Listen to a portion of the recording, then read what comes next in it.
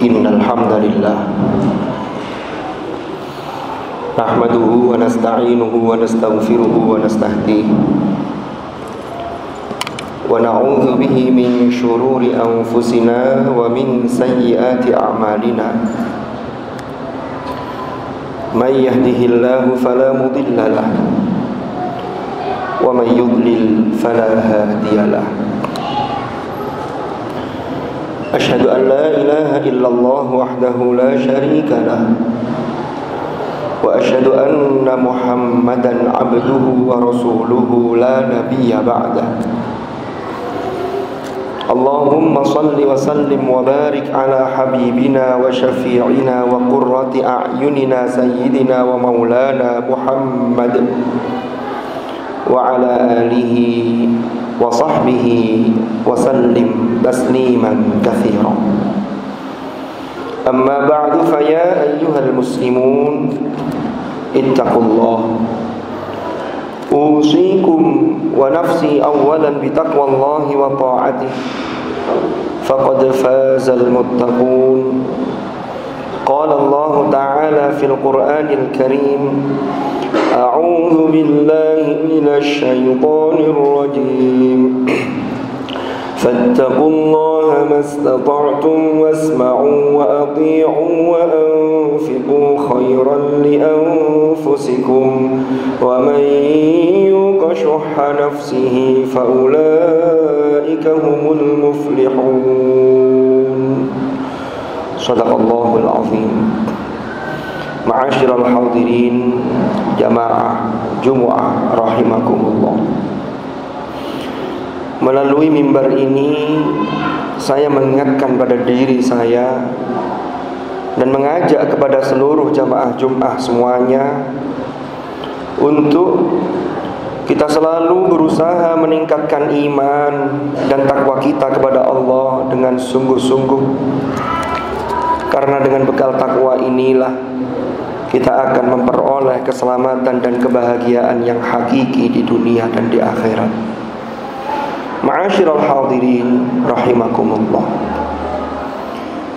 Kurang 1 hari atau 2 hari lagi kita akan memasuki tahun baru Hijriah, yaitu tahun 1446 Hijriah.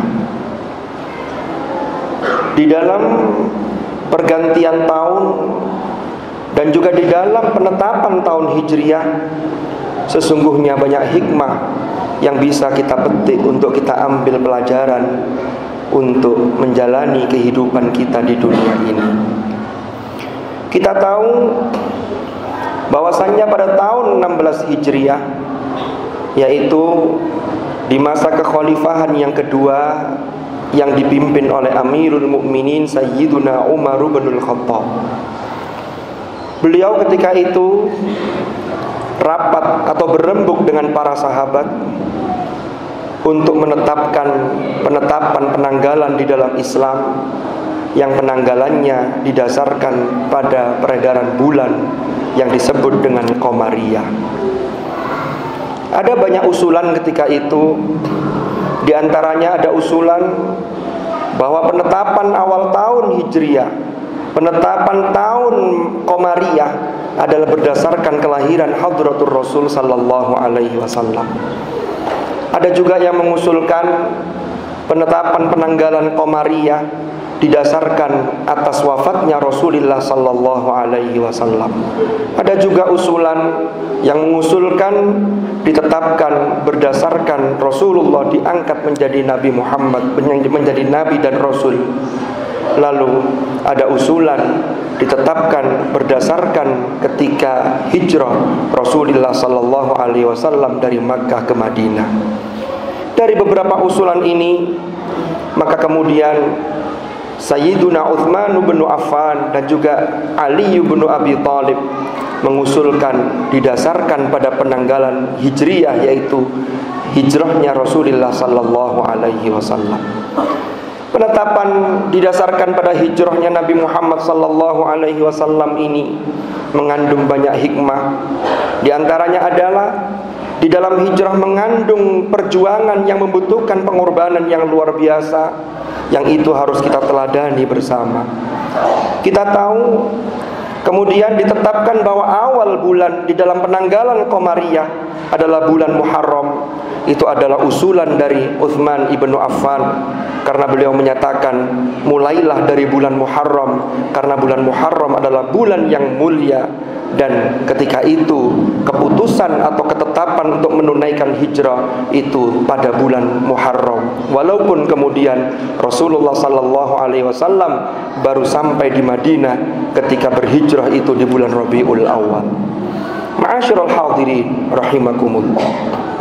Dari penetapan ini ada hikmah yang bisa kita petik, di mana ada satu kisah ketika Rasulullah sallallahu alaihi wasallam sudah berniat dan bertekad untuk hijrah ke Madinah, maka beliau meminta kepada sahabat Abu Bakar As-Siddiq untuk menyiapkan unta sebagai tunggangan untuk melaksanakan hijrah.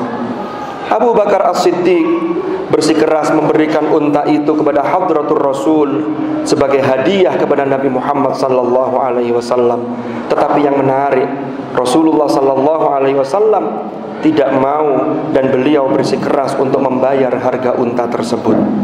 Maka satu peristiwa penting yang ada hikmah yang bisa kita petik sebagai pelajaran adalah di dalam berjuang di jalan Allah, maka di sini dibutuhkan pengorbanan baik berupa jiwa, raga dan juga harta. Dan itu sudah dicontohkan oleh Hadratur Rasul sallallahu alaihi wasallam. Ma'asyiral hadirin rahimakumullah. Lalu kemudian di balik pergantian tahun, maka sungguh orang-orang yang beriman yang masuk kategori ulul albab, maka mereka sesungguhnya selalu melakukan introspeksi diri, selalu melakukan tafakkur di dalam pergantian setiap waktu. Allah Subhanahu wa taala berfirman di dalam surah Ali Imran ayat 190, "Inna fi khalqis samawati wal ardi wa ikhtilafil laili wan nahari laayatil liulil albab." Yang terjemah maknanya adalah sesungguhnya di dalam penciptaan langit dan bumi dan juga pergantian malam dan siang, sungguh benar-benar terdapat tanda-tanda kebesaran dan kekuasaan Allah bagi orang-orang yang berfikir. Ma'asyiral hadirin rahimakumullah. Disinilah di dalam setiap pergantian tahun, sebagaimana diajarkan di dalam doa akhir tahun dan doa awal tahun, maka di situ ada introspeksi diri kita, sekaligus kita memohon ampun kepada Allah. Lalu kemudian kita berharap kebaikan-kebaikan kepada Allah agar di tahun-tahun mendatang kita menjadi pribadi yang lebih baik dibanding tahun yang lalu. Maka dari itu, jika kita amati di dalam surah Al-Hasyr ayat ke-18, Allah berfirman, "Ya ayyuhalladzina amanu taqullaha wal tanzur nafsum ma qaddamat lighad wattaqullaha innallaha khabirum bima ta'malun." Yang terjemah maknanya adalah, wahai orang-orang beriman, bertakwalah kalian kepada Allah, dan hendaklah setiap jiwa melihat apa yang telah ia persiapkan, apa yang telah ia persembahkan untuk persiapan hari esok. Bertakwalah kalian kepada Allah, sesungguhnya Allah Maha mengetahui terhadap sesuatu yang kalian kerjakan. Ma'asyiral hadirin rahimakumullah. Yang menarik, hanya di dalam ayat ini, setelah panggilan beriman, ya ayyuhalladzina amanu, hanya di dalam ayat ini perintah takwa terulang 2 kali. Ada satu pesan implisit, karena ini terkait dengan perintah untuk introspeksi diri, untuk melihat apa yang sudah kita persiapkan untuk hari esok. Dan hari esok, jangka panjang kita tidak lain adalah akhirat kita. Maka harus kita persiapkan ketika kita berada di dunia ini. Maka di sini perintah bertakwa diulang 2 kali, yaitu sebelum perintah wal tanzur nafsum ma qaddamat lighad, dan diulang lagi setelah wal tanzur nafsum ma qaddamat lighad. Maka di sini mendapat kesan perintah takwa yang pertama adalah kita meningkatkan ketakwaan kita dengan melakukan introspeksi diri kita secara objektif.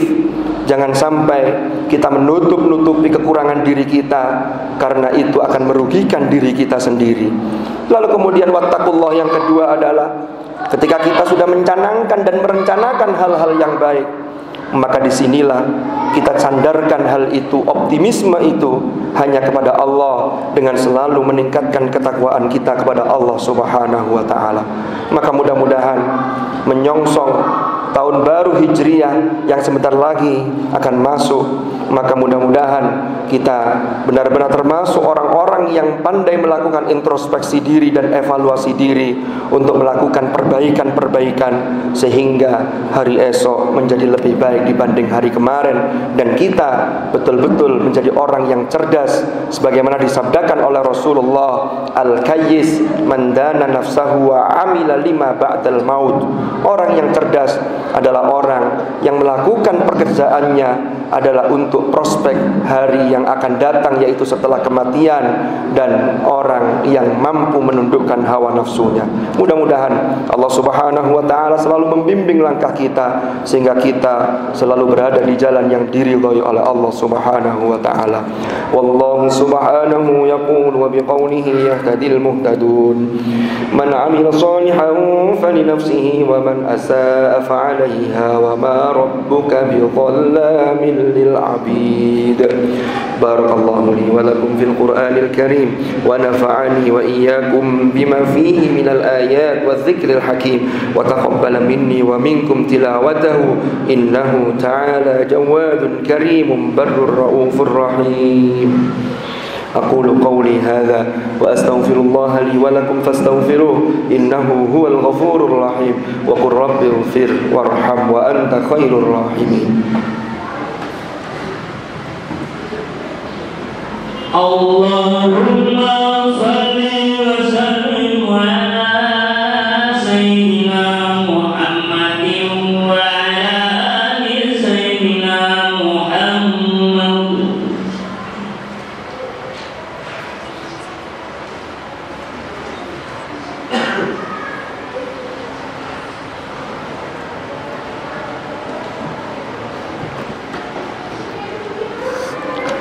الحمد لله رب العالمين الذي أرسل رسوله بالهدى ودين الحق ليظهره على الدين كله وكفى بالله شهيدا. أشهد أن لا إله إلا الله وحده لا شريك له وأشهد أن محمدا عبده ورسوله لا نبي بعده. اللهم صل وسلم وبارك على حبيبنا وشفيعنا وقرة أعيننا سيدنا ومولانا محمد وعلى آله الأطهار وأصحابه الأخيار ومن على منهجهم سار. أعوذ بالله من الشيطان الرجيم. بسم الله الرحمن الرحيم. والعصر إن الإنسان لفي خسر إلا الذين آمنوا وعملوا الصالحات وتواصوا بالحق وتواصوا بالصبر. صدق الله العظيم. أما بعد فيا عباد الله اتقوا الله. أوصيكم ونفسي بتقوى الله وطاعته فقد فاز من اتقى. واعلموا أن الله أمركم بأمر بدأ فيه بنفسه وثنى بملائكته وقال عز وجل إن الله وملائكته يصلون على النبي يا أيها الذين آمنوا صلوا عليه وسلموا تسليما. اللهم صل وسلم وبارك على سيدنا محمد وعلى آل سيدنا محمد كما صليت وسلمت وباركت على سيدنا إبراهيم وعلى آل سيدنا إبراهيم في العالمين إنك حميد مجيد. وارض اللهم عن الخلفاء الراشدين ساداتنا أبي بكر وعمر وعثمان وعلي وعن بقية أصحاب رسول الله أجمعين وعن التابعين وتابعيهم بإحسان إلى يوم الدين. وارض عنا معهم برحمتك يا أرحم الراحمين. اللهم اغفر للمؤمنين والمؤمنات والمسلمين والمسلمات الأحياء منهم والأموات إنك سميع قريب مجيب الدعوات. أعوج. اللهم أصلح لنا ديننا الذي هو عصمة أمرنا، وأصلح لنا دنيانا التي فيها معاشنا، وأصلح لنا آخرتنا التي إليها معادنا، واجعل الحياة زيادة لنا في كل خير، واجعل الموت راحة لنا من كل شر يا أرحم الراحمين. اللهم يا ميسر يسر، يا مدبر دبر، يا مسهل سهل، سهل علينا كل عسير بجاه البشير النذير سيدنا محمد صلى الله عليه وسلم. ربنا اغفر لنا ولوالدينا وارحمهم كما ربونا صغارا. ربنا هب لنا من أزواجنا وذرياتنا قرة أعين واجعلنا للمتقين إماما. ربنا آتنا في الدنيا حسنة وفي الآخرة حسنة وقنا عذاب النار. عباد الله، إن الله يأمر بالعدل والإحسان وإيتاء ذي القربى وينهى عن الفحشاء والمنكر والبغي يعظكم لعلكم تذكرون. فاذكروا الله العظيم يذكركم واشكروه على نعمه يزدكم واسألوه من فضله يعطكم ولذكر الله أكبر. أقيموا الصلاة.